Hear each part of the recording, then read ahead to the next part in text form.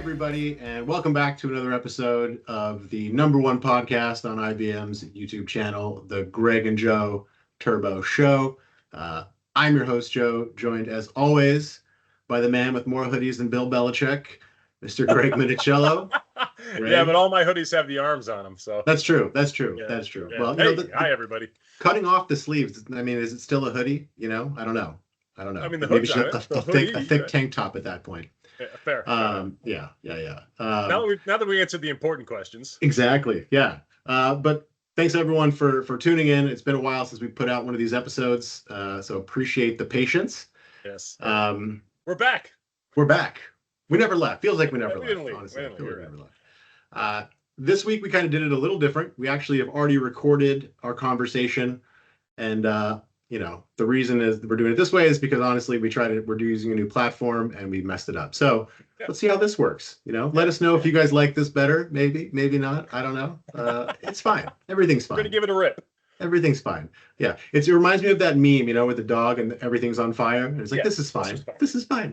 Totally fine. No, but it was a great conversation, I think. A conversation that I think is very much sort of topical and very hot topic.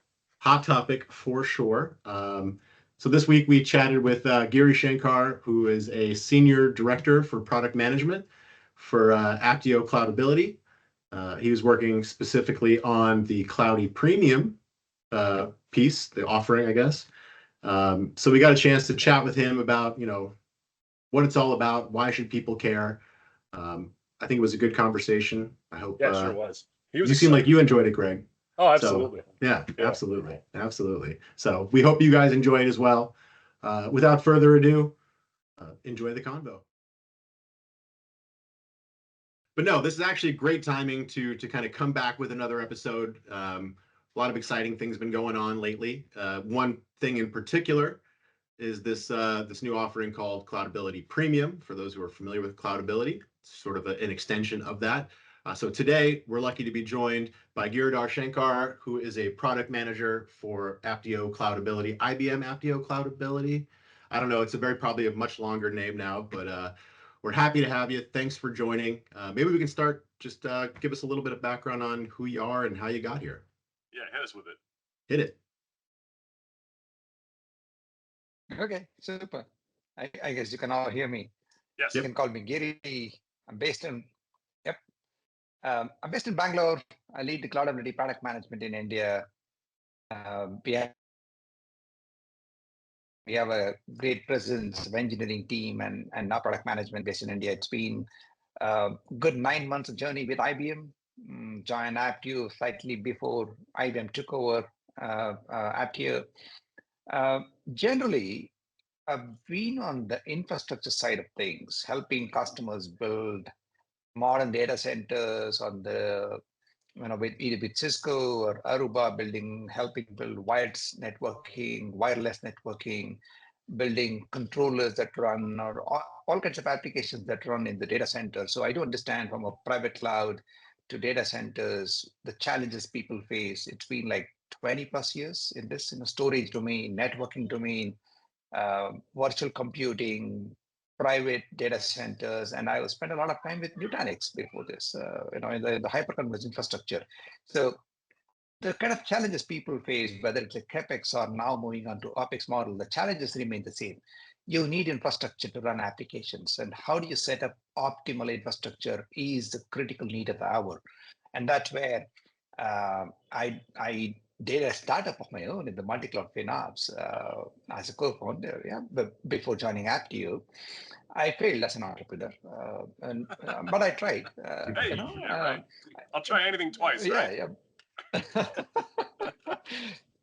Yeah, so we did raise some pre-seed fund, a couple of million from an investor in Vietnam. We built a multi-cloud FinOps platform in the Southeast Asian region. We had some paying customers, just that we could scale. And it's a chicken and egg situation. You need funds to scale, and you need to scale to get funds, and that's where we got into. And I had to step out owing to the personal finances. And then I reached out to Ajay saying, look, I've been looking at Apptio as a competitor while at my startup. I come with exactly the the domain that you are in terms of cloudability, look, I can hit the ground running now that I've decided to come out. So that worked out. In a matter of a few weeks, I was in Apptio handling the cloudability product management. So in terms of domain, I've seen customers transitioning from good old data centers to a private data center to a managed service kind of a data center, and then to move on to a truly a hybrid or a multi-cloud setup. And when they start this journey, and we've also seen a lot of workloads getting moved to cloud, and then they come back, and this whole journey of cloud is something that I enjoy, and I don't understand the pain points from this perspective. So FinOps is a very near and dear area that I've picked up in the last few years. Not only helping on the cost challenges, bring in more accountability. And then today's session is all about how do we enhance the collaboration with more personas coming into FinOps.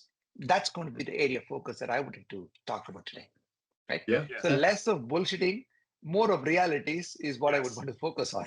Yeah, absolutely. Yeah, I'll tell you what though, honestly, when you're describing your background, you almost sound like your resume is like AI generated for Cloudability in particular. Like that seems like the most perfect fit. You know, that's you are a real person, aren't you, Giri? You are real, right? Yeah, this is okay. This is good. These AIs, you never know. I'll tell you. We got a deep fake. The first deep fake on our podcast. Can you see this?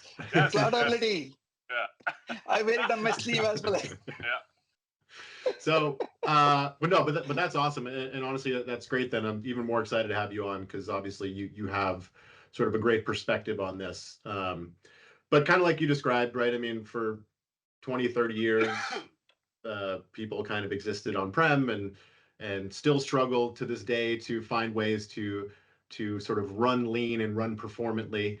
And that problem is only obviously compounded when we talk about the cloud because now we don't own the hardware. So now there's this whole conversation of, we're going to burn through our budget and really not get anything accomplished. And like you said, maybe have to go back on-prem because it's just too much, we just feel safer there. Then comes something like a Cloudability, right? Apptio Cloudability that kind of comes onto the market. So maybe we can just start with a little background on sort of what Cloudability is and what Cloudability Premium is in particular, and why would someone want to use this? Yeah, absolutely. So while if I talk about the numbers, the cloud market has seen a significant growth. I think 2022 December, if I read the Gartner report, the cloud spend across IaaS, PaaS, SaaS services, it stood at around $600 billion spend annually. And Gartner predicts, this is going to grow at a double-digit CAGR. So in about 5 years, possibly by 2027 or so, the expectation is it's going to touch $1 trillion. So just imagine $1 trillion cloud spend globally. It's a huge, huge, huge spend for any size of the company. That's a lot of money, right? That doesn't assume people would move to cloud completely. It's not going to happen. From the time that I've been in and from the next maybe 10 years or so, it's going to remain a hybrid cloud unless there is a major disruption happening, right? So a lot of applications are remaining on-prem for the CapEx that they've invested in.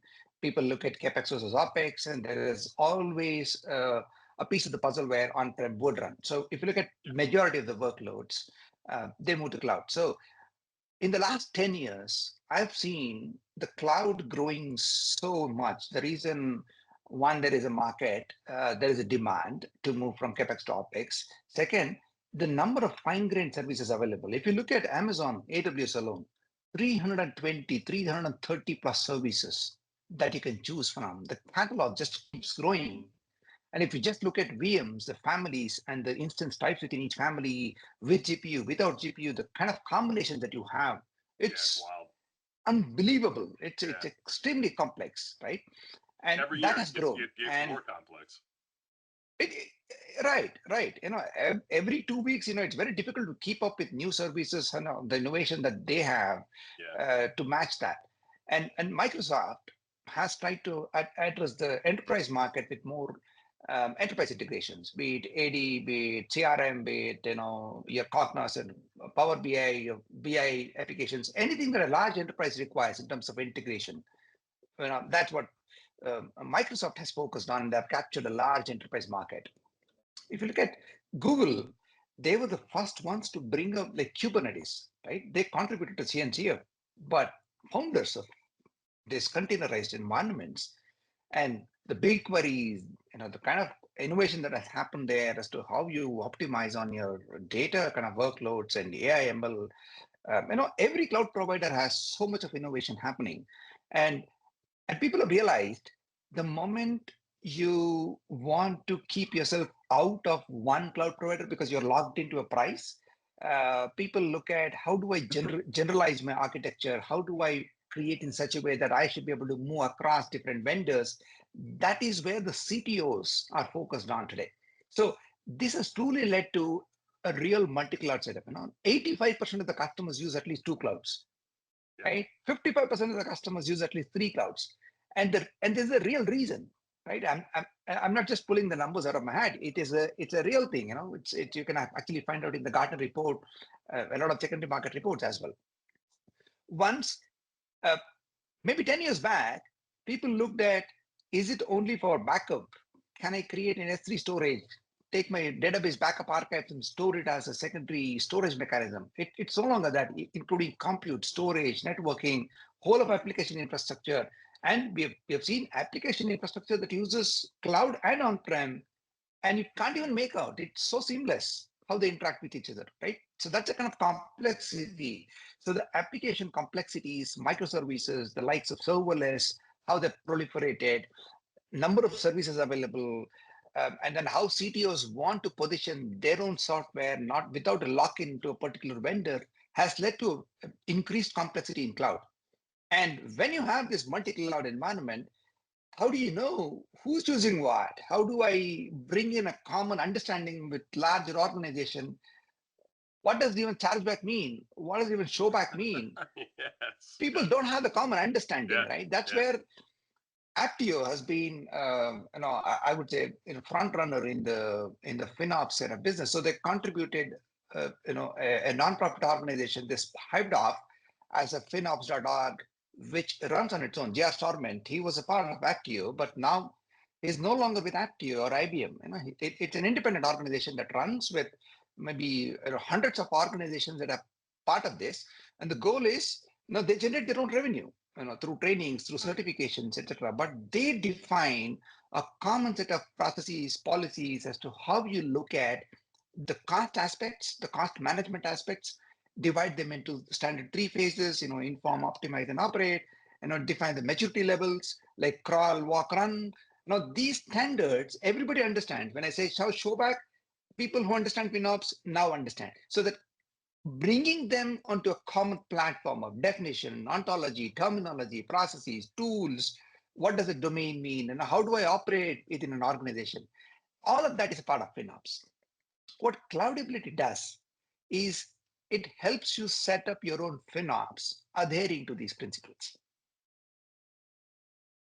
Yeah, Everything you're saying with respect to like Cloudability and the FinOps journey that a customer's on it reminds me heavily of like the first iterations of ITIL, right? Where we have this common framework that everybody can speak to for service delivery. What's the language? What do we mean by service transition? What does it mean to take a design and bring it to the operations team? So what you're saying, and I remember back in the days when we were starting to implement ITIL when I was back in enterprise, that was the key goal of my director, was to make sure that we were all speaking the same language, right? And not only us internal to our group, but when we would interface with development teams and engineering teams, so that we were speaking the same language they were speaking as well. So that we didn't have to take the time to say, what do you mean a new service or a change service or KPIs? Which KPIs are important to us, right? So that really hits home for me is that standardization makes it so that we can communicate and talk to everybody and have that same understanding, so that we don't have to waste time in figuring out what do you mean by that and what are the things that are important, and what should we be measuring most importantly, right? Right. Absolutely. So If you look at the way FinOps originated, it started off with the cloud cost management. So people who were, there are two categories of users: the one who consume cloud services, and finally one who look at who's accountable and make them basically the payers of the bill, right? Yeah. So that belongs to the CFO organization. So the primary users for a very long time of a tool like Cloudability has been FinOps. There's a FinOps practice that gets set up in the organization that rolls up to the CXO, or it could be BizOps, people who understand business and product, and they bridge the gap from an operations perspective. They were the primary users. But now one of the market trends that we have seen is companies are looking at how do I bring additional personas into the FinOps equation. It's not that, if you look at FinOps.org, they have maybe around 12 or 13 types of personas already identified. That includes a sustainability engineer, that includes an engineer and an architect. They're all defined. Who are the people who typically get involved in the life cycle? But from a cloudability perspective, these adjacencies, we don't want to focus only on the FinOps or BizOps kind of personas, but also bring in more adjacent personas like the engineering leads, the DevOps people, because in today's world, cloud is more autonomous. Anybody can go spin up an instance, scale up an instance, scale down an instance. So each of these actions has an impact on the cost. And ultimately, the question that goes back to the CX organization is, who is using this? Yeah. Are you optimally using it? How do I know that you're optimally using it? Is there a trust? Why are we spending these dollars? Well, what are these dollars going after, right? But also too, and just to kind of just to get this in there, I mean, so Cloudability as a platform has been around now for a while, and so it's kind of been addressing a lot of those scenarios that you're outlining right now. I guess what I'm curious about is, so if that's working so great, which it is, I'm not saying that it's not, then why bother to have this new thing called Cloudability Premium? I guess what is the premium element bringing into the equation that maybe wasn't there before? I mean, I think I know the answer, but I'm not going to give it away. I'd love to hear. I'd love to hear what your thoughts are there. I mean, why the need for something like a Cloudability Premium as opposed to regular standard Cloudability? Right. If you look at the maturity level of various organizations, everybody starts at like lowest level crawl phase. That involves getting the cost visibility, the cost sharing, the cost allocation, the show back, charge back. So who does what? Bring in that accountability within an organization does well, right? The moment people reach this level of maturity, the next would be, can I plan my budget better? Can I proper forecast? How do I know based on how I've been using my cloud, what is it I can estimate and get my budget closer to the reality, right? That's called financial planning, budgeting, forecasting, or it could be, I use a lot of as a service models. If you look at the likes of Databricks, Snowflake, MongoDB, they're all, you can go buy from the marketplace of CSPs. You can also go buy a service from a vendor, and they're offered as a platform or a software service. How do you bring in the cost visibility of those? This is the next level of maturity people have thought through. So that's one way we are addressing, which is a standard Cloudability standard package to bring in to help customers grow maturity wise from a crawl to a walk. Now, once the customer reaches this point, the next point would be, now I have all these data points. You give me a lot of ways to optimize my cost, reduce my cloud's waste. How do you even track them? Who is actually making the change? Do I know who's making the change? Do I know if they made the change and actually have realized the cost? So if you actually look at what happens today, it is not that it is not happening, right? Cloudability generates a list of recommendations today. Now, what happens next is you send this report out to your engineering folks who actually consume these cloud services. And then they take a few days, few weeks, few months, depending on how complex or how important is this task for them. They decide to make some changes. They decide, I will not make this change. And then at the end of the day, the monthly bill hasn't changed much. Now, there is always a friction point. CXO says, or the BizOps, FinOps team says, look, I identified this opportunity. We could save, hundreds and thousands of dollars. What happened to that? I can see the cloud cost increasing, not decreasing.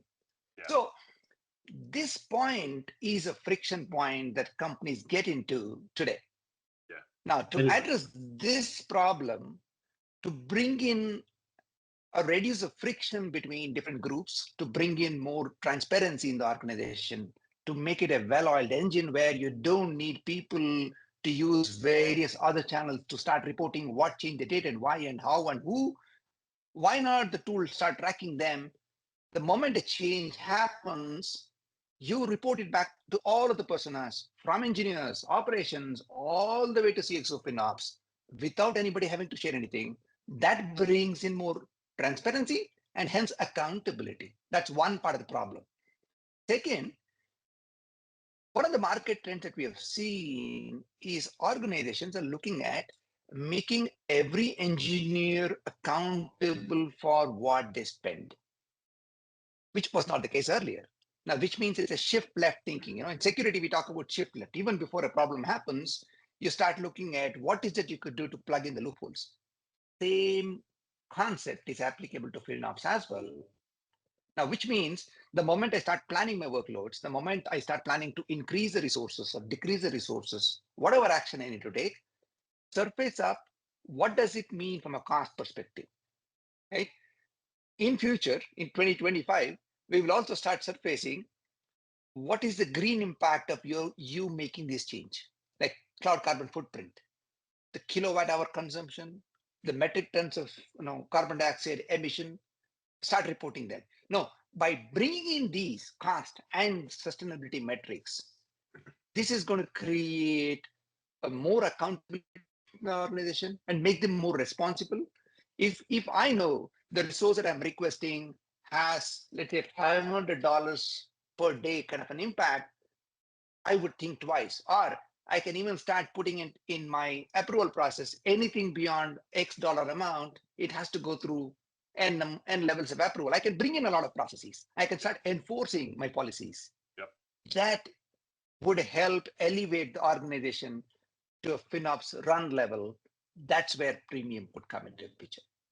Just something you said though kind of struck me because this is a problem as a pre-sales engineer that is actually one of the questions that I ask people often when doing discovery is, you said, the engineers get this whole list of recommendations and, they don't take them, maybe they take a couple, right? And that's one of the questions I ask. Oh, what are you using today? Cool. How many recommendations do you ignore? How many do you just say no, flat out, we're not doing that? And then why, right? And typically the why of that question is, well, there's performance implications that I don't think this is accounting for. And so, while everyone is focused on saving $1, which is smart financially, like you said, the idea is to bring more than just the finance people into the fold, into this idea of FinOps, right? And bring those boots on the ground folks in. And those folks care about performance. Like they don't care about the cost. That's this team's job, right? And so for me, and what I've kind of really appreciated about Cloudability Premium, even though it's still super new, is that I think it's going to go a long way to help to address that situation where engineers are going, I'm not going to take that. Because now if they can trust that not only can I save $1, but I can also be assured that I'm not going to lose my job because the app's not going to crash. Major incidents because of this, right? Right. Then all of a sudden it becomes super powerful, right? And then it's just a matter of getting more and more people on board. But that's an important thing not to lose sight of, though, right? Is that it may be that you save yourself thousands of dollars per month by taking this action, but if it turns into a major incident, how much money are you spending pulling those people in around the table to figure out where the problem happened? How do we fix it? Was it because we tuned this down? Do we need to tune something else up? So it's not just a cut and dry. We take the actions, we save a bunch of money.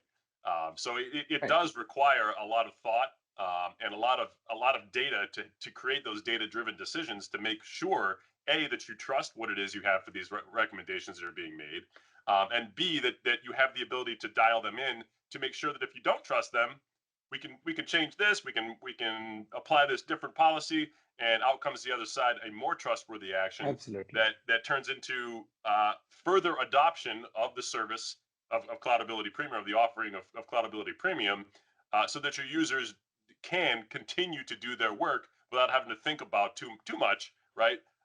What are these actions? Where do they come from? What are these recommendations going to turn into? Am I going to be up tomorrow all night because my users can't access the service? I've got service degradations. It removes a lot of the doubt, so that you can move on and not have to worry about these problems, and you can innovate and spend your time where it's most important, where those dollars for humans are best well spent. Absolutely. Absolutely. You've hit the nail on the head. So if you look at from a DevOps, engineers, architects, building the level of trust and looking at what do they do once they get recommendation. Typically, if you analyze the life cycle of that, essentially you bring cloud infrastructure up to host your application infrastructure. Ultimately, that's your business. Yeah. Right. So when you have your applications running, what is most important is the optimal running of your applications on the cloud that you've chosen in a multi-cloud setup. So where Turbonomic comes into picture is because of its ARM capabilities, application resource management, while Cloudability has visibility to the cloud cost, it doesn't have visibility to the applications. Now, Turbonomic goes a notch higher based on the APM tools you configure. It knows the inventory of cloud resources that you brought up and the configurations of that and the utilization of that, etc. Plus, it also understands what applications are running, what are those application characteristics, and the configuration policies that you can set up can be customized to suit your needs. Right. How do you measure the is performance most important for you, or is it cost? You can choose based on how critical that application resource is. Is it a development environment which can be shut down during weekends and off hours? Is it a production system that needs to run 24/7? So based on these, you can configure a lot of these configuration policies, what they call, right? Right. Now, the impact of that is the recommendations that get generated are more specific to your environment based on the application infrastructure you are running on the cloud infrastructure. It considers all of this to generate the right set of actions and recommendations and feeds this into Cloudy. So by bringing in Cloudability and Turbonomic into a single pane of glass view, we are only strengthening the case of FinOps, where the list of recommendations presented is application aware or application performance aware, and hence we also bring in, is it a cost impact? We also say, is it a savings or is it a scale up that you need to do to make sure your application performance requirements are met? Yep. That is what premium would get you. And that builds more confidence to an engineer. And the number of times that an engineer would take action based on this intelligence would be higher than just looking at the cost and deciding to take an action. That's not going to happen often. Right? So we are converting these recommendations into actionable by bringing in this additional intelligence that Turbonomic provides into Cloudability UI. That's premium for you. It's the perfect marriage, it sounds like, because honestly, because the other element here too is the element of automation, right? In terms of speed to sort of optimization here, right? There's certain things that volumes in AWS, good example, right? Where majority of those are going to be non-disruptive actions. So if I can trust that I'm understanding, like you said, the cost impacts, what I'm spending, and then also understand the performance impacts of these actions, and I trust those two things, and it's a non-disruptive action, I can essentially pull that off the engineer's plate. Hey, we have technology to sort of take care of that in particular, right? That's not to say, scaling our virtual machines, that's going to be disruptive. So that's, maybe we're not automating that on the fly. But you have the ability to kind of pick and choose, right? What you want to automate, what you don't want to automate right away. And I think that flexibility is going to be sort of huge, especially now with that sort of combined intelligence between the platforms. You know, sorry, Greg. I Yeah, think I cut you off there, Greg. Yeah, I was gonna sort of touch on the exact same thing you were saying, is that automation, right? But more building the trust to get to that automation. You know, and the way that we in professional services, you know, expert labs in IBM, when we approach this with a customer, you know, we're still talking about that exact same paradigm of crawl, walk, run, right?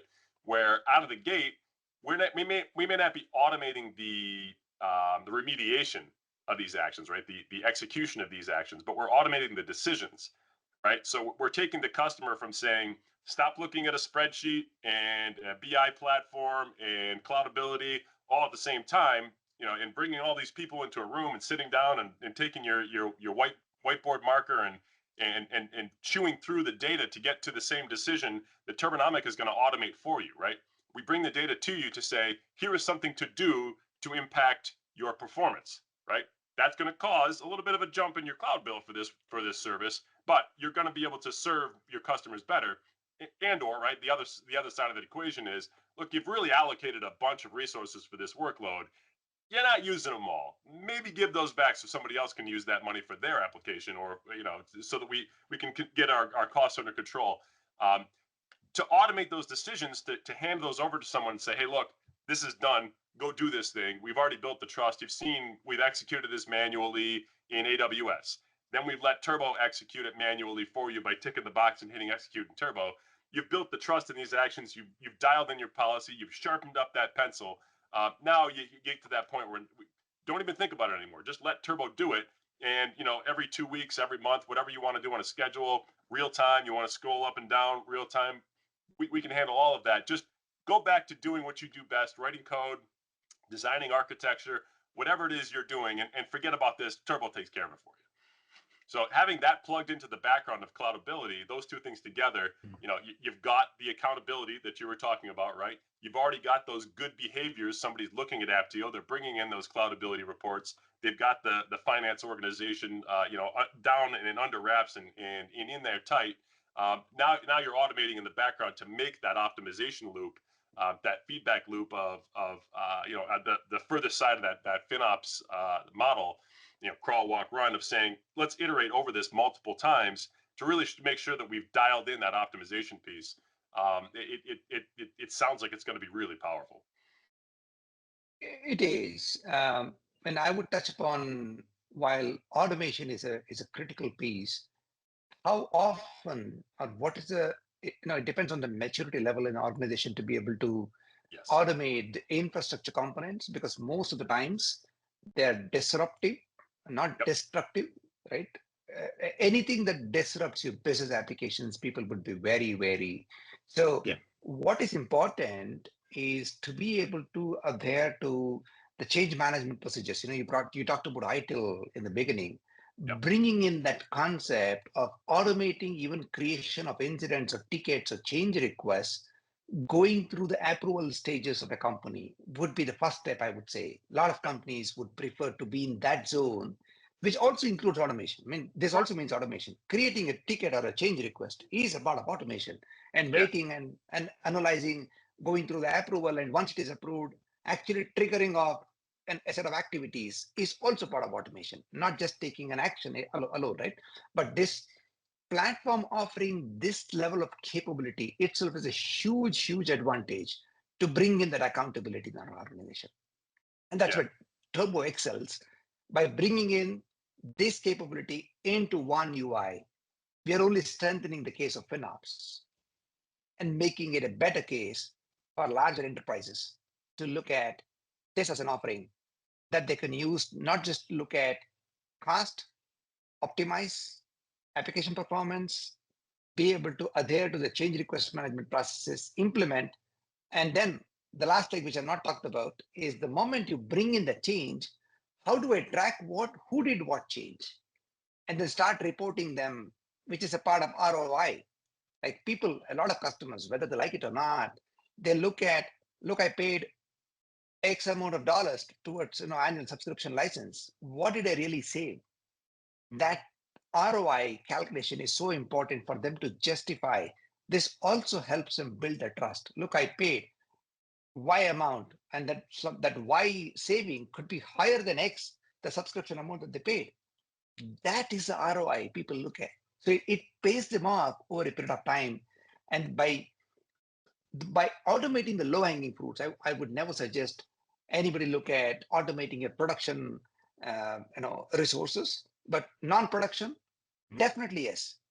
Even the likes of parking policies for that matter, it's so useful where you can define a schedule and then it turns on resources. That itself brings in, I talked about $600 billion cloud spend. Yeah. Do you know how much is the wastage that came out in that report? 30% of this is called cloud waste, because either over provisioned or they're provisioned, but people don't use it regularly, right. like 24/7. The Right? CSPs are going to be classic mad at example. us. That's all I'm saying. We're going to be affecting their bottom line, and they're going to be really, really mad at us. That's okay. Why? Go ahead. I mean, They're telling this is our the users reason to save why. money, Mike. This is the reason why customers look at cloudability and not look at the native optimization efforts by the cloud provider, because there's always a vested interest. Why would I want to give them a lot of options to save? But I'll tell you what, though, it is super common just in the field to hear that customers are just sort of defaulting to the native tools and asking the question of, well, why should I buy this thing? I'm already getting something like this. And then I think the challenge really is to kind of unpack what it is they're actually getting natively for free, right? And then kind of having that conversation of where is the real value here? I guess what is your ultimate goal, right? And to your point earlier, everyone's multi-cloud, so that's great that you have a native tool in Azure that has no insight into all of your workloads in AWS. Right. Now that's a different team, and then you guys have to come together because ultimately it's one bill. It all rolls up to the same company as paying the bill. So, how are you reconciling these two different things now, right? Or three different things, depending on how many clouds you're leveraging. And so I guess maybe how would you sort of summarize the value above and beyond what native tools kind of provide? Like what is Cloudy Premium beyond, I guess, what we've kind of already discussed? How would you respond to a customer who said that? Yeah, beyond the single pane of glass right. argument, right? Yep. Yeah, I mean, my argument would be simple. One is a multi-cloud. Azure doesn't have visibility to AWS recommendations or GCP recommendations. There are going to be multiple different consoles. You need to have, you end up setting up solo teams, and these solos would not help you because it's going to hurt your bottom line with it's a large army of team managing your cloud finances.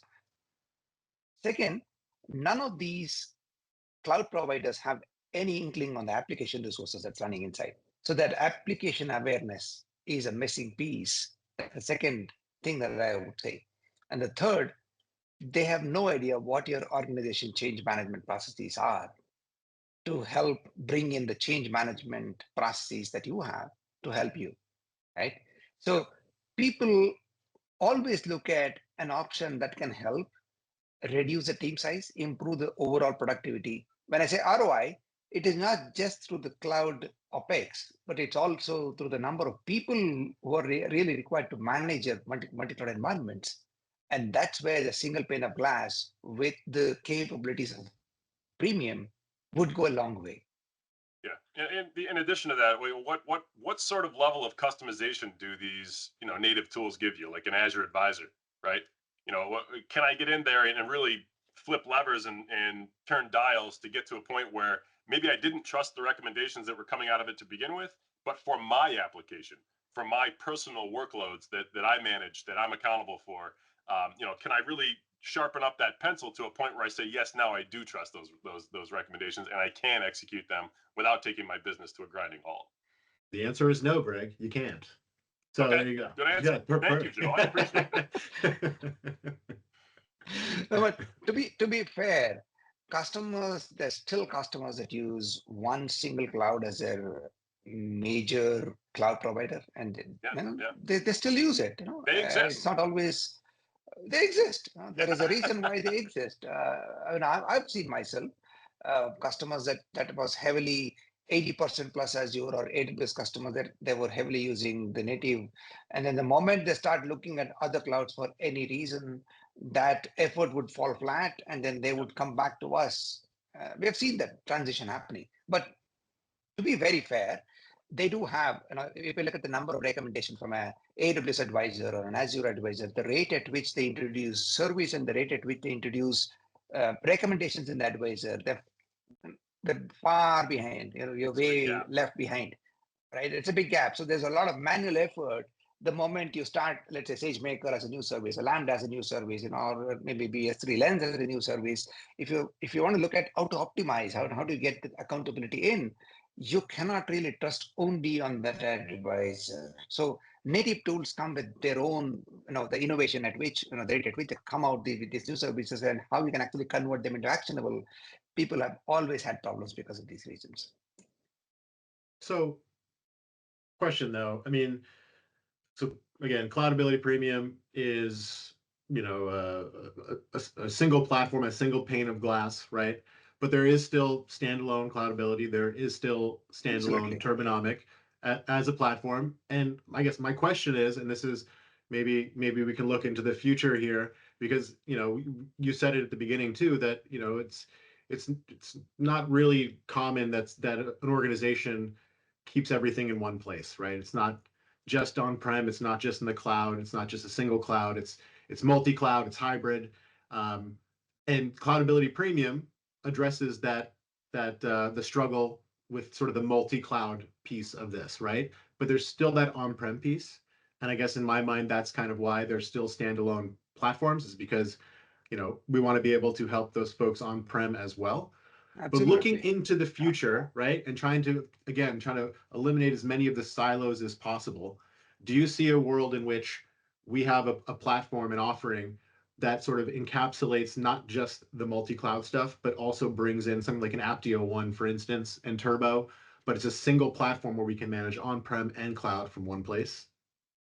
Is that coming? Can we drop that news here? You heard it here first. Hot off the press. President. Okay. See, even today, Cloudability's the cloud spend part, we do feed from Cloudability into Apptio One. I mean, to feed to the cost transparency piece, there's an integration. But the granularity at which they operate, it's a monthly billing. As you know, Apptio One is essentially from a IT finance management angle, from a TPM. They are not as detailed as a daily cost or daily allocation and visibility challenge that they solve. But there's a mind shift that people have to understand. The moment you look at a private cloud and a public cloud is a pure OpEx. So the drill down hour-based billing, and then you wanting to optimize the requirements are pretty higher in a cloud setup. But in an on-prem, it's a capital investment. You've already made the investment. You're only looking to optimize. How do I make sure I get the maximum use out of the investment that I made? Yeah. So to answer that question, FinOps is not going to be easy to implement for an on-prem setup. It's a different world, converting the CapEx setup challenge into the FinOps terminology, right? So I would say the solution for that to get a hybrid cloud view would be Apptio One, where it gets feed from your on-prem infrastructure, the cost, including your labor cost and all other costs, and the infrastructure costs. And Turbonomic as a product has both on-prem presence, addressing the on-prem resources and the cloud resources. The cloud side of things would integrate with Cloudability, getting that very granular visibility of your spend and aligning with the FinOps. This feeding into Apptio One, and Turbonomic on-prem feeding into Apptio One possibly is something that I have in mind. Possibly that would be a way to move forward, right? Because you have on-prem infrastructure, application visibility, optimization would still be applicable. That feed going into Apptio One, and Apptio One presenting holistically on the TVM Studio, various kinds of reports, is something that we should be able to present in a hybrid cloud setup to our customers. But again, this is my personal view. We're holding you to it. We're holding you to it. So you said it out loud. So fine. Now it is. This is now the official position. This is now the official position. You said it. But no, I mean, but that's that. I mean, that's great. A great insight and sort of a great take on that. Man, I think, again, maybe we can come up with our own. We have TBM, we have FinOps. They are separate. Maybe we coin our own thing, TBM Ops. I don't know. Throwing that out there. See if it sticks. It's a little clunky. Maybe. We'll work on it. But no, I mean, I think ultimately, the great thing is that all these platforms that we discussed today are really all kind of designed and centered around the idea of like, let's help customers sort of be better, do better, right? And a lot of times it's not an issue of technology, because we have that. It's an issue of culture and a culture shift and a culture change. And I think that, that crawl, walk, run approach is great because it kind of helps people to sort of ladder their way up, to that point where they can actually do that culture shift, that culture change. So I'm excited to see what comes next. I know this is a hot topic. It's in every conversation that I have from a pre-sales perspective. So excited for the rest of this year and into next year, because I'm sure it's just going to get better. But look, it's Friday and I know it's very late for you. So I appreciate it. I don't want to keep you here longer. I want you to go enjoy your weekend, but thank you so much for joining today, and please come back anytime you want to come on. You're more than welcome to. We can chat about this stuff all day. But I really appreciate it. And Greg, thank you so much. You better hope I don't learn how to use that chroma key, because you're wearing a green screen for a hoodie, and I'm going to find ways to make you regret that. So to give you a bit more real estate to work with. There you go. Thank you. Oh, now you're gone. But no, and look, for all those who watch, I know we took a bit of a break in between. Thanks for sticking with us. For more great information on any of the products we talked about today, check out our community pages. And great to see everyone. And thanks again. Have a wonderful weekend. And we'll see you guys on the next one. Later.